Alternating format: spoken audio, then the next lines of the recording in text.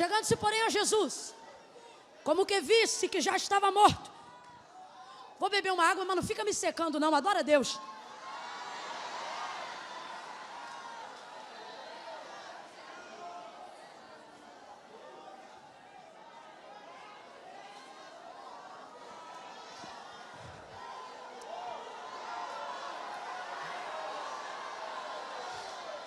O Espírito Santo de Deus trouxe algumas mentes aqui para ativar a memória de vocês.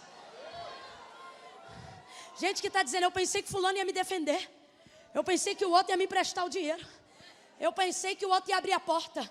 E o Senhor está dizendo, ei, eu te permiti viver esse ápice de dificuldade para você lembrar que quem te sustenta é a minha palavra, quem te levanta é a minha palavra, quem te guarda é a minha palavra, você está debaixo da minha palavra. Meu irmão, palavra de Deus não é sentimental, palavra de Deus é palavra. Chegando-se, porém, a Jesus, como que vissem que já estava morto, não lhe puderam quebrar as pernas. Disse João, porque sobre ele havia uma palavra, dita pela boca do profeta Isaías, que dizia, nenhum dos seus ossos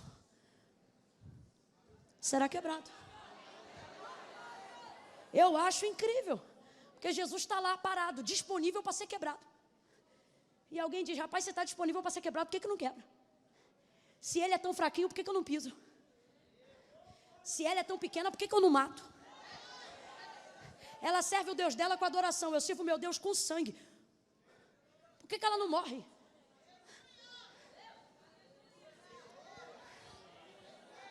Alguém diz, ó, botou o nome dela na boca do sapo. Você tem que dizer, coitado do sapo. Por quê? Porque ele está morto, mas sobre mim tem uma palavra. Estou vivo. Então, meu irmão, a gente tem que entender que quando o Espírito de Deus se move, ele se move à expectativa de que sobre ele haja uma. Por isso que crente tem que ter palavra de Deus na boca. Tem que manifestar a palavra. Menos eu penso e mais o que a Bíblia diz. Que a palavra de Deus diz. Sabe como é que os profetas recebiam vitória em dias difíceis? Os pais na fé. Lembre-se de suas orações. Relembre aí agora como é que eles oravam. Lembre de Abraão falando com Deus. Ele olhava para o Senhor em oração e ele dizia, porque tu disseste. Que é isso, Camila? É jogar Deus na cara? Não. Jogar na cara de Deus? Não, eu só estou lançando sobre ele a sua. A gente só quer orar sobre coisas nossas e o Senhor está dizendo, eu não reajo a você, eu reajo a minha. Ah, porque eu já ouvi que Deus é fiel e não pode negar-se a si mesmo. Exatamente, não é sobre você, é sobre a sua. Dele, nele, por ele, para ele, são todas as. Quando você entender que você não é o centro do reino, o reino se move em direção a você. É sobre ele. Camila, quando Deus faz algo por mim, ele está pensando em quem? Nele. E se você tem problema de entender isso que eu estou falando agora, já mostra que você não está entendendo quem é Deus. Você acha que conheceu a Deus e que Deus tem que servir você. Desculpa, mas eu vou falar rasgado. Deus está dizendo, eu não sirvo você, eu sirvo a minha. Então, se você quer ser servido de mim, aprende aí. Se vós estiverdes em mim e as minhas palavras estiverdes em vós, pedireis o que quiserdes no meu nome, será feito. Aleluia. Oh, aleluia, oh, aleluia. Julgos antigos serão quebrados nesta noite pelo poder da sua palavra. E disse Deus, haja luz, e houve luz. Essa palavra não volta vazia, antes vai, faz aquilo que lhe apraz. Disse Deus, haja luz, e houve luz. Eu tenho visto as pessoas deixarem de viver uma vida de plenitude, de contentamento, de fartura de alegria, de justiça, de provisão no reino de Deus. Porque com o passar do tempo, elas desenvolveram a ideia de que a fé delas dá para Deus poder para fazer coisas. Ouça, não é que não tem fé, mas é que usa a fé como mola propulsora para dar para Deus poder de fazer coisas. Deus não precisa da minha fé para ter poder de fazer coisas. Não, Camila, não. Com todo respeito a você e a sua fé, Deus não depende da sua fé para nada. Quando você crê, Deus é. E se você é ateu, Deus continua sendo. Quando você crê, Deus pode. E se você é incrédulo, Deus continua podendo. Se você acredita, Deus faz. Se você não acredita, Deus também, na vida de outra pessoa, mas faz. Porque a minha fé não dá para Deus o poder de fazer nada. Por exemplo, estamos falando dos princípios de Deus. Gênesis capítulo de número 1.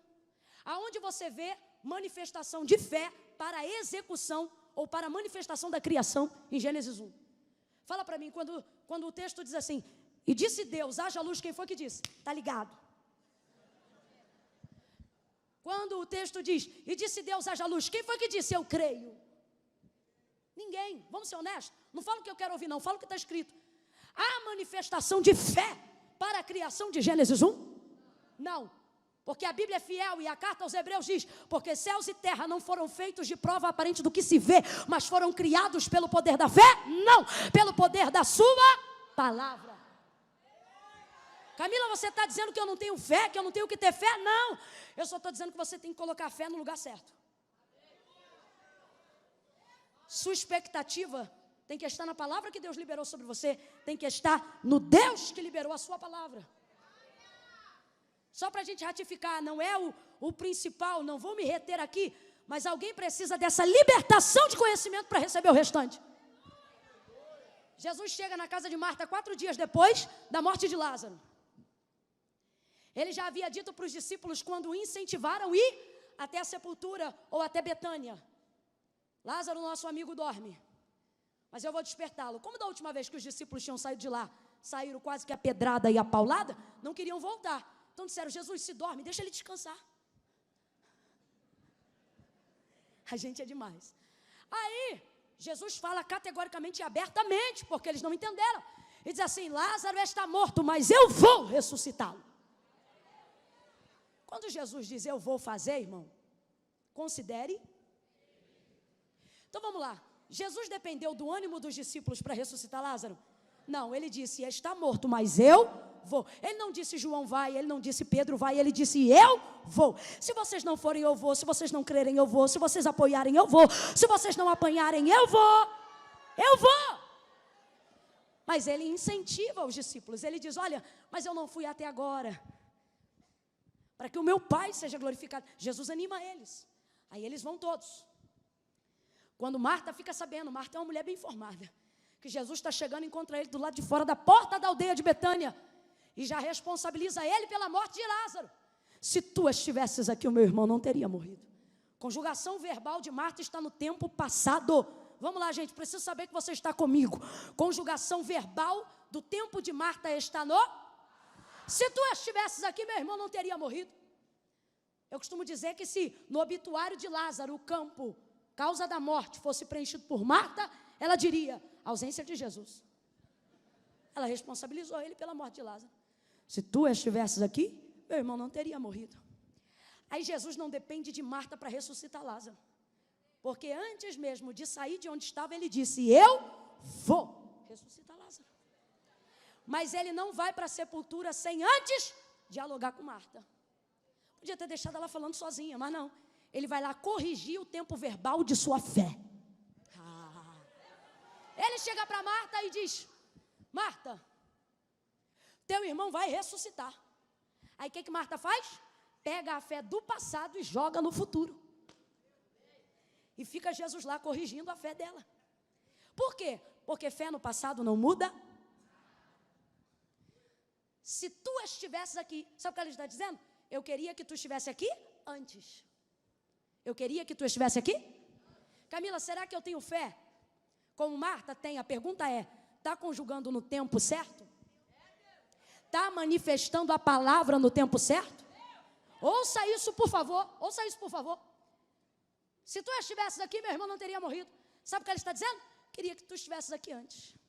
É gente que está hoje aqui, tem palavra, tem Jesus, tem vida com Deus, mas só manifesta a fé no tempo errado, dizendo, se eu tivesse conhecido Jesus mais cedo.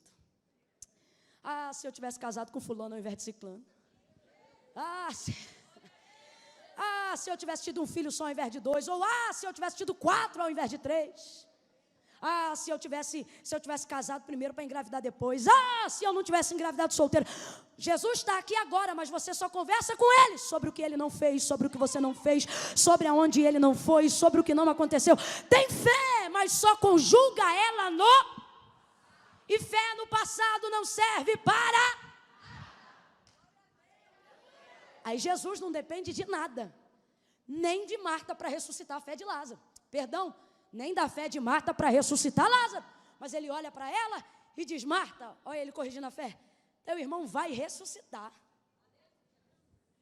Ela, de vez de dizer, yes, ela diz, eu sei. No contexto do grego, poderia ser substituído por eu creio. Ou seja, tem fé, tem ou não tem? Tem ou não tem?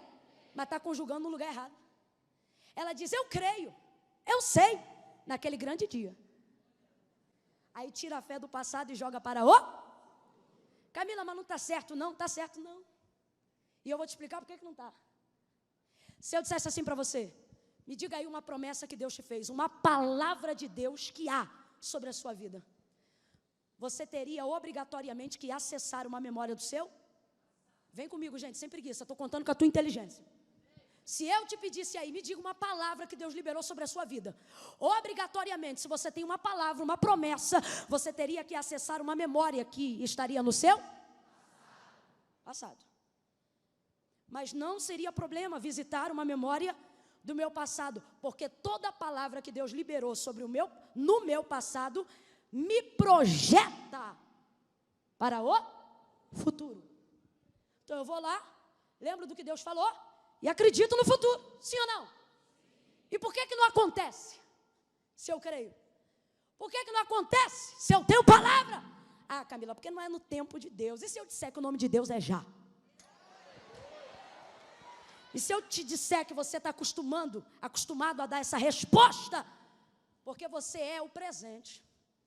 E o presente é o que está exatamente no meio entre passado e futuro. Lembro da promessa passado, fico tranquila porque me projeta para o futuro. Mas se eu tenho palavra, e se Deus tem fidelidade para cumprir, por que ainda não cumpriu? Na maioria das vezes, não cumpriu, porque eu estou no presente. Eu sou presente. Só que eu acho que o que Deus falou que vai fazer, e o que Ele vai fazer é problema só dele. Vai pular daqui de passado e vai direto para o... Mas Deus não anula o tempo, e o tempo que eu vivo, que é quem recebeu a promessa, eu sou presente. Sou o tempo presente. Nunca parou para pensar? Passado a gente chama de passado. Futuro chama de futuro. O que a gente tem agora foi nos dado como não pode ser anulado. Aí a gente fica aqui no meio. Deus falou, Deus vai cumprir. Deus falou, Deus vai cumprir. Deus falou, Deus vai cumprir. Deus disse, vai fazer. Falou, vai cumprir. Mas o tempo passa e não acontece? Porque Deus pode fazer o que falou para mim que vai fazer sem minha ajuda. Como Ele fez. Dizendo, eu vou ressuscitar Lázaro, mas não fez isso sem levar os discípulos. Pode ressuscitar a Lázaro sem a fé de Marta, mas não foi lá sem antes animar a fé dela. Camilo, o que você está dizendo? Vou traduzir como Deus faria. Você diz, Deus falou, Deus vai fazer. Deus está dizendo, eu falei e quero você no que eu vou fazer.